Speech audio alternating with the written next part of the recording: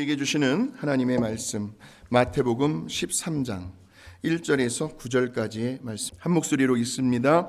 그날 예수께서 집에서 나가사 바닷가에 앉으시매 큰 무리가 그에게로 모여들거늘 예수께서 배에 올라가 앉으시고 온 무리는 해변에 서 있더니 예수께서 비유로 여러 가지를 그들에게 말씀하여 이르시되 씨를 뿌리는 자가 뿌리러 나가서 뿌릴새 더러는 길가에 떨어지매 새들이 와서 먹어버렸고 더러는 흙이 얕은 돌밭에 떨어지매 흙이 깊지 아니하므로 곧 싹이 나오나 해가 돋은 후에 타서 뿌리가 없으므로 말랐고 더러는 가시떨기 위에 떨어지매 가시가 자라서 기운을 막았고 더러는 좋은 땅에 떨어지매 어떤 것은 100배 어떤 것은 60배 어떤 것은 30배의 결실을 하였느니라.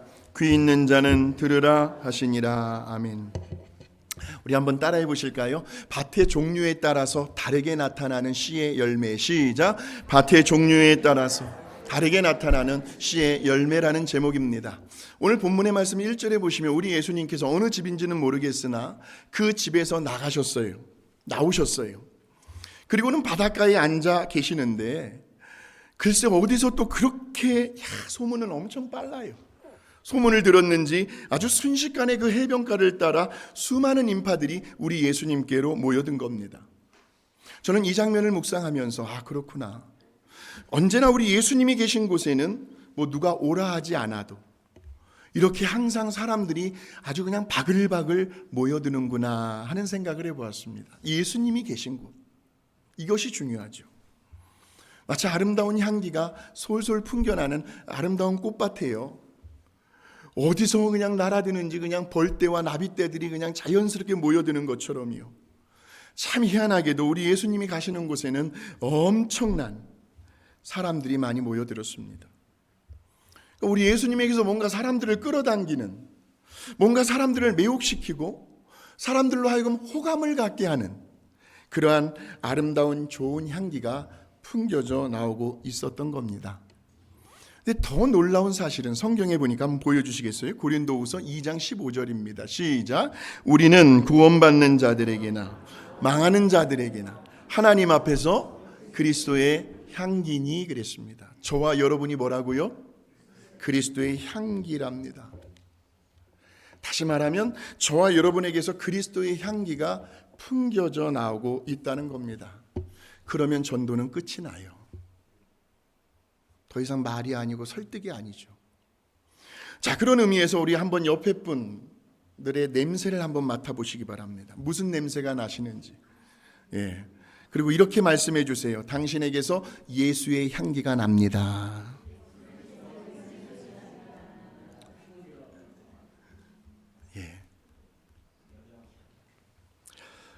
우리 교회는요, 우리 예수님이 머리가 되시고요, 우리 예수님이 주인이 되시는 우리 예수님의 교회입니다. 예수님이 빠지면 이 모임은 아무런 의미가 없어요. 그래서 이 지역에 사는 사람들이라든지 또 저 멀리서 이 지역으로 이사를 와서 좋은 교회를 찾고 있는 새가족들이요, 이야, 저 빅토밸리 감사하는 교회에만 가면 우리 교회 목사님들이 많으십니다. 원로 목사님, 은퇴 목사님, 또 우리 찬양 목사님, 이러한 목회자들에게서요, 또 우리 성도들에게서 우리 예수님의 향기가 난다. 그러면 끝나는 겁니다. 더 이상 무슨 말이 필요하겠습니까? 정말 이런 소리를 여러분 듣고 싶지 않으십니까? 듣고 싶으신 분들은 다 그냥 자리에 앉아 계십시오. 정말 이런 소리 듣고 싶어요. 정말이요. 당신을 보면 정말 예수님이 생각이 납니다. 저 빅토밸리 감사하는 교회, 정말 누가 보아도 예수님의 교회입니다. 이런 소문이요. 그렇게 사람들을 대하는 자세나 태도라든지 또 예배를 드리는 분위기라든지요, 교제를 나누는 그 친교의 모임 속에서 정말 우리 예수님께서 보여주신 진정한 섬김이요, 보여지는 섬김이 아니에요. 화려하고 꾸미는 섬김이 아닙니다. 그냥 느껴지는 섬김이요, 진정한 사랑이요, 진정한 겸손이요, 이러한 화목한 모습들이 어떠한 꾸밈도 가식도 섞여 있지 않은 그냥 아주 자연스럽게 보여지는 거예요. 그냥 저절로 느껴지는 거죠. 그래서 이런 좋은 소문들이 점점 퍼져나가게 되면 여러분, 거리가 무슨 상관이 있겠습니까? 저 오렌지 카운티에서도 LA 카운티에서도 올라옵니다. 사방팔방 원근각처에서 영적으로 갈급해하는 그 수많은 영혼들이 우리 교회에 나와서, 아니 우리 교회뿐만이 아니고요, 하나님 나라의 관점에서 보면 교회는 다 잘 돼야죠. 그들 각자에게 맞는 교회가 있습니다. 그래서 교단이 여러 교파고 나눠진 거고요. 그들 각자에 맞는 교회에 가셔서요. 왜? 다 교회는 예수님의 교회니까요. 예수님의 교회니까요. 거기에서 모두가 다 예수 믿고 구원받아 인생이 새롭게 변화되는 그러한 놀라운 구원의 역사가 일어나는 것이 우리 모두의 소망이고 꿈이고 비전 아닐까요, 여러분? 그래서 그렇게 이제 우리 예수님께로 수많은 사람들이 몰려들게 되니까 우리 예수님께서 좀 더 넓은 시야를 확보하시기 위해서 배에 올라가 앉으십니다. 그 배를 강단 삼으셔서 오늘날로 말하면 사람들에게 설교 말씀을 전해주시죠. 그 장면이 마태복음 13장 우리가 읽었던 1절과 2절입니다. 시작. 그날 예수께서 집에서 나가사 바닷가에 앉으시매 큰 무리가 그에게로 모여 들거늘 예수께서 배에 올라가 앉으시고 온 무리는 해변에 서 있더니 그랬습니다. 여러분, 우리 예수님의 설교 스타일은요, 보통 하나님의 말씀을 전하시고 진리를 가르치실 때에 그 당시에 그 유대인들에게요 아주 친숙하며 익숙했던 그들의 어떤 생활 패턴, 생활 방식이라든지 또 생활 속에서 흔히 쉽게 접할 수 있는 어떤 자연이라든지 사물이라든지 어떤 사건을 가지고 주로 비유로 말씀을 전해주시곤 했습니다. 그래서 3절에 보시면 이런 말씀이 나옵니다. 시작. 이 예수께서 비유로 여러 가지를 그들에게 말씀하여 이르시되 씨를 뿌리는 자가 뿌리러 나가서 그랬습니다. 이미 여러분들이 익히 알고 계시는 비유, 유명한 비유죠. 씨 뿌리는 자의 말씀을 전해주십니다. 그 청중들을 생각해 보았습니다. 그 말씀을 듣고 있는 사람들을 생각해 보았습니다. 아마도 대부분이 농사를 짓고 있는 농사꾼들이 아니었을까 하는 생각을 추측해 보았죠. 물론 여기에서 이 씨는 당연히 말씀을 의미합니다. 말씀. 그런데 이 씨의 특징을 보게 되면 그 씨앗 속에는 생명이 있습니다. 생명이 꿈틀거리고 있죠. 그 생명력으로 인해서 이제 그 씨가 점점 발화를 하고 땅 속을 뚫고 올라오면서 자라납니다. 그리고는 꽃을 피우고 열매를 맺습니다. 다시 말하면 이 씨가 가지고 있는 특징은 그냥 가만히 있으면, 가만히 놔두면 아무런 보잘것도 없는 무의미한 무가치한 아주 작은 씨앗에 불과하지만, 그러나 이 씨앗 속에는 생명력이 있기 때문에요, 반드시 꿈틀거리며 자라나서 여러 종류의 다양한 형태의 열매들을 맺는 것이 특징이죠. 우리 하나님의 말씀도 마찬가지예요. 보세요. 이 말씀을 그냥 그대로 가만히 놔두면요 먼지만 쌓입니다. 그리고 이 성경책도 다른 일반 서적과 별 다를 것이 없어요. 그런데 이 말씀 속에는 뭐가 들어있을까요? 생명이죠. 하나님의 호흡, 루아흐, 하나님의 생기. 그래서 성경은 성령의 감동으로, 영감으로 쓰여진 특별한 책입니다. 다시 말하면 그 생명력 있는 말씀이 때로는 잠자고 있는 우리들의 영혼을 깨우기도 하고요, 죽어있는, 겉으로는 살아있으나 실상은 죽어있는 사람들을 살리기도 하고요, 이미 저와 여러분이 가지고 있는 그 믿음을 자라나게 하는 그러한 생명력이 있습니다. 그래서 야고보서에 보시면 행함이 없는 믿음을 죽은 믿음이라고 했는데, 바로 그 말씀을 실천하며 그 말씀대로 행하고 순종하는 그 모습을 통해서 저와 여러분의 각자의 생활 가운데 그 삶의 자리에서 말씀의 열매를 맺게 준다라는 거예요. 그래서 베드로전서 2장 2절 한번 보실까요? 갓난 아기들 같이 순전하고 신령한 젖, 이것은 말씀을 상징합니다. 그 젖을 사모하라. 이는 그로 말미암아 너희로 구원에 이르도록 뭐하게 하려 한다? 자라게 하려 한다는 거예요. 말씀을 먹어야, 말씀을 제대로 들어야 우리들의 믿음이, 우리들의 신앙이 자라난다는 거예요.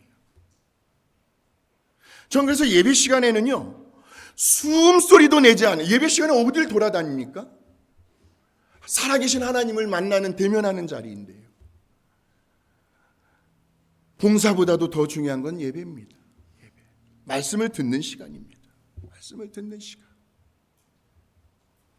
그러니까 어린 갓난아이가 엄마의 젖을 먹으며 자라나는 것처럼 우리들도 순전하고 신령한 젖인 그 말씀을 매일 날마다 조금씩 꾸준히 섭취하게 되면 바로 그 말씀 속에는 하나님의 호흡과 하나님의 생기와 그리고 생명력이 있기 때문에 저와 여러분도 계속해서 영적으로 자라날 수밖에 없다라는 겁니다.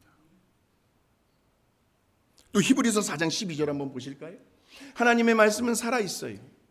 운동력, 활력이 있고요. 좌우의 날선 어떤 검보다도 예리하여 우리의 정신 세계를 지배합니다. 영, 하나님과 소통하는 자리에 임하게 되죠. 관절과 골수, 우리의 육체의 연약한 부분을 치유하시고 회복하시는, 우리의 마음의 생각과 뜻을 판단하시는 그러한 능력이 있습니다. 그래서 말씀은 씨앗처럼 생명력을 가지고 있기 때문에 우리가 자주자주 말씀을 가까이 하고 읽고 듣기도 하며 묵상을 하게 되면 복 있는 사람이 됩니다. 그래서 시편 1편에 보시면 복 있는 사람은 여호와의 율법을 즐거워하여 그의 율법을 주야로 묵상하는도다 그랬어요. 물론 씨앗이 열매를 맺기까지는 어느 정도의 시간이 필요합니다. 우리가 영적으로 자라나는 것도요, 우리의 믿음이 점점 성장해 가는 것도 어느 정도의 기간이 필요하겠죠. 하루아침에 일어나는 것은 아닙니다. 언젠가는 이 빅토리얼리 감사님교회 강단에서 하나님의 말씀을 전하다 보면 전하라고 했으니까 전하는 거예요. 그러다 보면 말씀을 통한 열매들이 언젠가는 하나둘씩 맺혀지는 날이 오겠죠. 그러면서 가랑비에 옷이 젖어가듯이, 젖어만 들듯이 서서히 우리의 성품이 변화되어 가고요. 우리의 인생에 있어서도 정말 무엇이 귀하고 정말 무엇이 소중한지를 판단하고 분별해낼 수 있는 세계관과 가치관이 달라지게 되고 우리의 말투, 행동 하나하나가 고급스러운 품격이 있는 모습으로 변화되어 가는데 이러한 변화를 그리스도의 향기라고 부르요.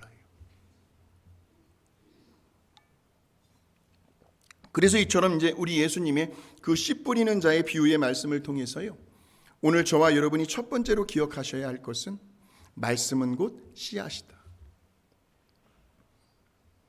그리고 그 씨앗 속에는 생명력이 있기 때문에 그 말씀을 꾸준히 먹고 섭취하게 되면 우리에게서 영적으로 우리의 믿음이 자라나게 되고 그러면서 우리들의 그 일상생활 속에서 말씀의 열매를 맺게 해준다라는 거죠. 체험적인 신앙입니다. 우리 모두가 말씀을 가까이 하고 말씀을 사랑하는 복 있는 말씀의 사람들이 되시기를 주의 이름으로 축원합니다. 자, 두 번째로 이제 그 생명력이 깃들어 있는 그 씨앗이 과연 어디에 심겨질 것인가? 어디에 심겨져야만 그 씨앗이 잘 자라나서 풍성하면서도 풍요로운 열매를 맺을 수가 있겠는가 하는 겁니다. 그래서 오늘 말씀의 제목을요, 밭의 종류에 따라 다르게 나타나는 씨의 열매라고 정해보았습니다. 그래서 우리 예수님은 지금 말씀을 듣고 있는, 다시 말하면 지금 이 말씀이라고 하는 씨앗이 심겨지고 있는 그 청중들의 마음을 네 가지로 분류하고 계십니다. 그 첫 번째가 길가와 같은 마음입니다. 오늘 이 자리에 우리 중에는 길가와 같은 마음을 가진 사람들이 있습니다. 4절 한번 보실까요? 시작. 뿌릴새 덜어는 길가에 떨어짐이 새들이 와서 먹어버렸고. 이 비유의 말씀에 대한 해석이 19절에 나오는데 한번 보여주십시오. 현대인 해석. 누구든지 하늘나라의 말씀을 듣고도 깨닫지 못하면 사탄이 와서 그 마음에 뿌려진 것을 빼앗아가 버린다. 이런 사람은 길가에 떨어진 씨와 같은 사람이다. 말씀을 듣긴 들어요. 그런데 그 말씀이 도대체 무슨 말인지를 못 알아듣는 거예요. 제 설교가 어렵습니까? 아니에요. 쉬우면서도 깊이가 있을 겁니다. 이해를 하질 못해요. 그런데 깨닫지를 못해요. 이제 그러한 현상이 나타나는데 어떤 식으로 나타나냐면 자꾸 딴 생각을 해요. 그리고 하품을 하고 그리고 졸아요. 그러니 무슨 은혜가 되겠습니까? 물론 하나님의 말씀을 어렵게 전하고 졸리게 만드는 설교자도 문제지만, 그러나 일반적으로 생각해 볼 때는 개떡같이 말해도 뭐같이요? 찰떡같이 알아듣는 성도들이 한두 분은 있어요. 반드시 있습니다. 설교자에게도 문제가 있지만 그러나 아니라는 거예요. 은혜 받는 성도들이 있어요. 다시 말하면 그런 와중에서도 분명 깨닫고 은혜 받는 사람들이 있다는 거예요. 그런데 한두 번도 아니에요. 왜 나 혼자만 저 주옥 같은 하나님의 말씀 앞에서, 다른 사람들은 그래도 다 깨닫고 고개도 끄덕이며 은혜 받고 있는데, 그렇게 마음에 감동을 받으며 얼굴빛이 막 환해지고 기뻐하며 신앙생활이 조금씩 달라지고 있는데 왜 나만 저러질 못하지? 왜 나만 자꾸 이렇게 제자리에서 걸어가는 것 같고 자꾸 뒤로 후퇴하는 것 같지? 하시는 분들이 오늘 혹시라도 이 자리에 계신다면 그것은 분명 그 사람에게서 누가 역사를 하는 거예요. 그렇죠. 이 사탄이라는 녀석이요, 그 말씀을 마치 새들이 씨앗을 물어가는 것처럼 빼앗아가고 있다는 거죠. 그러니까 말씀을 듣긴 들어요. 근데 별 관심이 없어요. 첫째부터 세 가지까지의 마음의 밭은 약간 좀 이렇게 좀 어두운 분위기로 갈 겁니다. 그냥 그저 한쪽 귀로 듣고 흘려보냅니다. 말씀을 별로 귀하게 여기지를 않아요. 내 삶 가운데 적용하지도 않고요. 그리고 그 말씀이 전혀 내 생활 가운데 영향을 미치질 못하는 겁니다. 무슨 따로 국밥도 아니고 말씀 따로 생활 따로, 신앙생활에 별 감화 감동이 없는 거예요. 이런 사람을 가리켜 주님은 길가와 같은 마음을 가진 사람이라고 정의를 내려주십니다. 두 번째로는요, 흙이 얕은 돌밭과 같은 마음입니다. 우리 중에는 흙이 얕은 돌밭과 같은 마음을 가진 사람들이 있습니다. 자, 5절과 6절 한번 보실까요? 시작. 덜어는 흙이 얕은 돌밭에 떨어짐에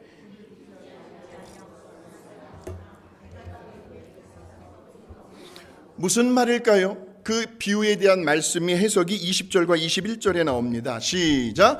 그리고 돌밭에 떨어진 씨는 말씀을 들을 때 기뻐하며 즉시 받아들이지만 그러나 그것을 마음속 깊이 간직하지 못하고 잠시 견디다가 그 말씀 때문에 고통이나 핍박이 오면 곧 넘어지는 사람이다라는 거죠. 반복해 볼까요? 말씀을 들어요. 그러면서 그 말씀이 내 마음 가운데 떨어질 때마다 탄성 소리가 울려 나옵니다. 이야, 오늘도 하나님께서 나에게 주시는 말씀이구나 하면서 막 기뻐합니다. 아멘, 아멘 하면서 고개를 끄덕이기도 하고 기쁨으로 말씀을 받습니다. 그래서 말씀을 듣는 그 순간만큼은 왜 그리도 그렇게 말씀이 꿀송이처럼 달게 느껴지는지요. 막 내 영혼이 막 속에서 춤을 춥니다. 깨달아지면서 은혜를 받습니다. 그런데 문제는 거기에 뿌리가 없다는 겁니다. 뿌리가 없습니다. 좋을 땐 한없이 좋지요. 그런데 바람이 불어오면, 환경의 바람, 인간관계의 바람, 물질 경제적인 바람, 질병, 건강 상태의 바람, 이러한 바람들이 불어오게 되면 금세 실족하고 넘어질 수가 있습니다. 그의 그 신앙과 믿음이 쉽게 흔들릴 수가 있습니다. 왜? 뿌리가 없기 때문에요. 그래서 우리 교회의 표 중에 하나가 말씀 안에 뿌리를 내리고 믿음의 뿌리를 내려야 된다라는 겁니다. 다시 말하면 어떤 어려운 일을 만나거나 환경적으로 생활적으로 무슨 문제거리나 시험거리가 생기게 되면, 또 사람과의 그 인간관계 속에서 소통이 되지 않아서 서로에 대한 어떤 오해를 하거나 갈등이 생겨나게 되면 그 말씀 속에, 그 말씀이라고 하는 뿌리가 없기 때문에 금세 삐지고 넘어집니다. 실망과 낙심과 절망의 늪에 빠져버립니다. 하나님의 기쁨을 위해서 하나님께서 원하시고 바라시는 그 일을 시작한 그 초심이 흔들려 버립니다. 내 기분이 상한다고 해서 나 안 해. 그만둘 거야. 하나님의 마음은 조금도 헤아려 보지 아니하고 나의 이러한 모습을 하나님께서 어떻게 바라보고 계실까? 여기에 초점이 가야 하는데 심령이 점점 메말라가는 겁니다. 영혼이 피폐해져 갑니다. 그래서 이런 마음을 가진 사람들을 보게 되면 어느 교회든 다 있습니다. 자기 기분에 따라서, 자기 감정에 치우쳐서 신앙생활을 하는 성도들입니다. 흙이 얕은 돌밭과 같은 마음이죠. 우리 옆사람 진심으로 한번 축복하십시다. 당신은 절대로 여기에 속해 있지 않습니다. 당신은 절대로 여기에 속해 있지 않습니다. 예. 말대로 되니까요. 세 번째로요, 가시떨기와 같은 마음이 있습니다. 7절이죠. 시작. 더러는 가시떨기 위에 떨어짐에 가시가 자라서 기운을 막았고, 이 비유에 대한 해석은 22절에 나오고 있습니다. 시작. 또 가시덤불 속에 떨어진 씨는 말씀은 듣지만 이 세상 걱정과 재물에 대한 유혹 때문에 말씀대로 생활하지 못하는 사람을 말한다는 거예요. 말씀을 들어요. 잘 깨닫습니다. 지식적으로 머리로도 잘 알아요. 그런데 그 깨달음과 지식이 가슴으로 내려오지를 못합니다. 알기는 너무나 잘 알아요. 그러나 늘 마음이 차갑고 냉랭합니다. 별 감화 감동이 없습니다. 그냥 시큰둥해요. 그래서 도저히 말씀을 실천할, 말씀대로 한번 살아보야겠다고 하는 그러한 용기, 의지, 열정이 생겨나지를 않습니다.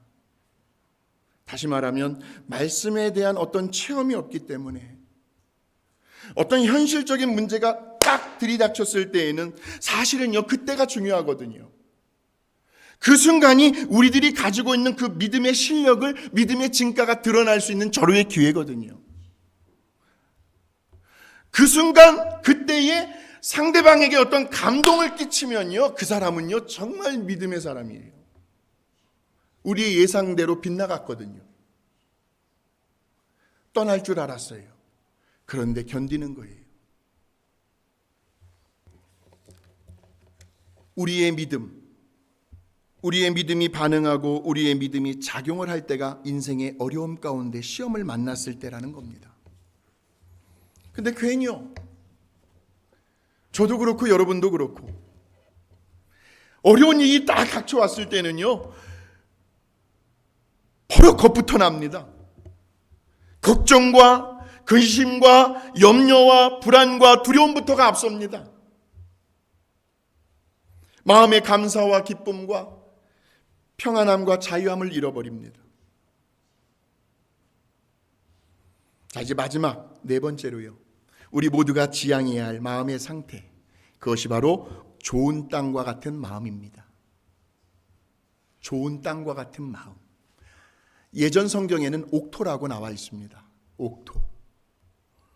그러니까 사실 어떻게 보면 우리가 말씀을 듣기 전에요, 우리가 이렇게 찬양팀과 함께 찬양을 드리는 그 자체가 우리의 마음을 좋은 땅이 되도록 하기 위한 준비 작업, 사전 작업이라고 할 수가 있습니다. 찬양을 통해서 우리의 마음이 뜨겁게 달아오르는 거예요. 우리의 마음의 밭이 막 갈아엎어지는 겁니다.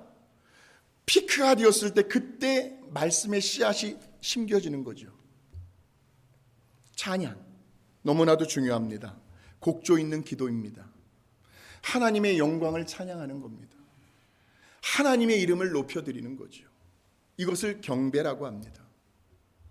또 찬양을 보게 되면 그 당시에 작사, 작곡자들의 살아계신 하나님을 체험했던 간증의 고백이 담겨있는 그런 찬양들이 있습니다.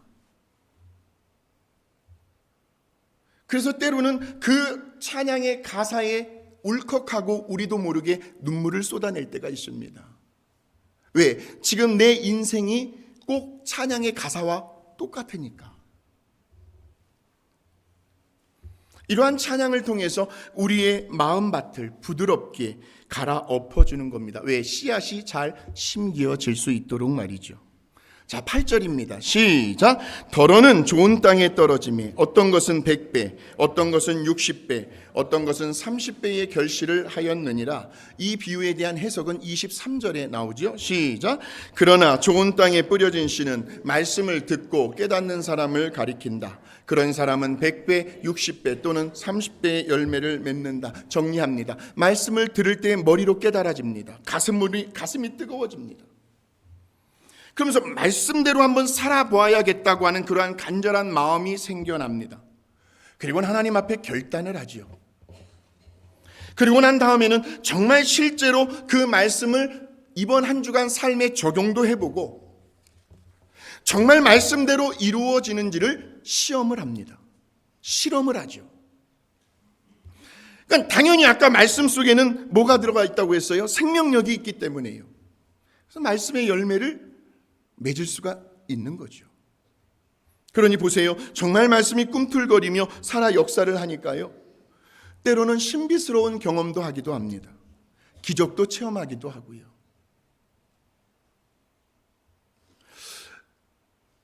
요새 최근에 알게 되었는데 우리 성도님들 사이에서요. 아주 주옥 같은 간증거리들이 너무 많이 있다는 것을 제가 발견했어요. 듣고 있으면요, 막 그냥 감동이 되는 그런 간증들이 참 많이 있습니다. 그래서 언제 한번 간증의 밤이라고 해가지고 우리 성도님들 서로 간증하면서 찬양도 하면서 은혜 받는 시간을 좀 가졌으면 참 좋겠다라는 생각도 해보았습니다. 기적을 체험하게 되니까 신앙생활이 즐거울 수밖에 없습니다. 신바람이 납니다.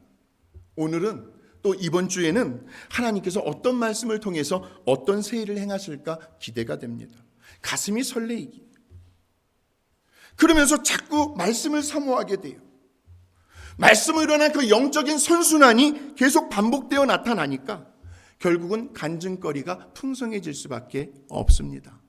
사랑하는 성도 여러분, 씨앗의 특징을 가진 하나님의 말씀은 살아 꿈틀거리는 생명력이 있습니다. 그래서 우리들은 영적으로 자라나게 하는 능력이 있습니다.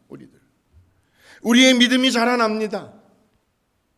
그러면서 무엇보다도 하나님이 살아계시다고 하는 그 하나님의 존재와 우리 하나님은 선하시고 인자하시며 사랑과 긍휼과 용서가 풍성하시다고 하는 그 하나님의 성품과 우리 하나님에게는 능치 못하심이 없다고 하는 하나님의 절대 능력에 대한 믿음이 자라납니다.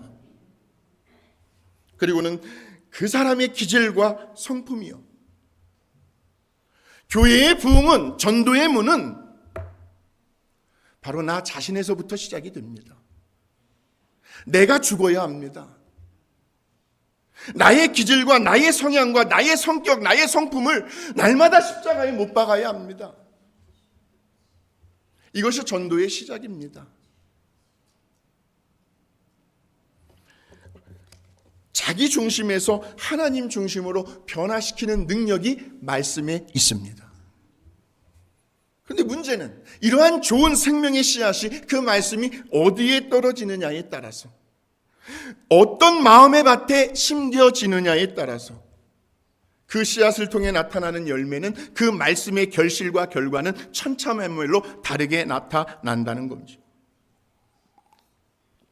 그러므로 언제나 우리 하나님의 말씀을 갈급해 하시며 또 사모하는 그러한 좋은 땅과 같은 옥토와 같은 마음의 밭들을 갖게 되시길 주의 이름으로 축복합니다. 말씀을 들을 때 머리로는 깨달아집니다. 치매가 떠나갑니다. 기억력이 좋아지고요. 뇌세포가 살아납니다. 가슴으로는 뜨거워지는 거예요. 메말라 있던, 식어졌던 그 열정들이 다시 살아납니다. 그러면서 우리 하나님 앞에 결단한 대로 한번 생활 속에서 나의 힘으로는 안 돼요. 성령의 도우심을 받으셔야 합니다. 성령의 능력을 의지하셔야 합니다. 그래서 말씀을 적용해 보는 거죠. 실천해 보는 거죠. 그래서 지금도 살아 역사하시는 그 생명력 있는 능력의 말씀을 날마다 매일 경험하셔서 그 삶 속에서 나타나는 30배, 60배, 100배의 열매를 통하여 우리 하나님을 간증하고 우리 하나님을 더욱 영화롭게 해드리는 복 있는 저와 여러분이 되시기를 주님의 이름으로 축원합니다. 이 말씀 따라 사는 동안 찬양합니다. 이 말씀 따라 사는 동안 지치지 않게 하시고 이 말씀 따라 사는 동안 주님 나라 우리 자리에서 일어나셔서 이 말씀 따라 살게 하옵소서. 이 말씀 따라 사는 동안 지치지 않게 하시고 이 말씀 따라 사는 동안 주님 나라 이루소서. 주님 감사합니다. 옥토와 같은 좋은 땅의 밭을 갖게 하여 주시니 감사합니다. 오늘도 생명의 씨앗 말씀을 받았습니다. 머리로 깨달았습니다. 가슴이 뜨거워졌습니다. 하나님, 이번 한 주간도 무엇보다도 하나님의 말씀을 가까이 하며 읽고 들으며 묵상하면서 복 있는 사람이 되기를 소원합니다. 하나님의 말씀대로 지금도 역사하시며 지금도 새해를 이루실 그 능력의 하나님을 체험하기를 원합니다. 우리 모두에게 말씀을 통해서 부어지는 그 놀라운 열매들이 우리의 삶 가운데 맺혀질 수 있도록 하나님을 간증하고 하나님을 영화롭게 드릴 수 있는 복된 한 주간이 되게 하여 주시옵소서. 예수님의 이름으로 기도하옵나이다. 아멘.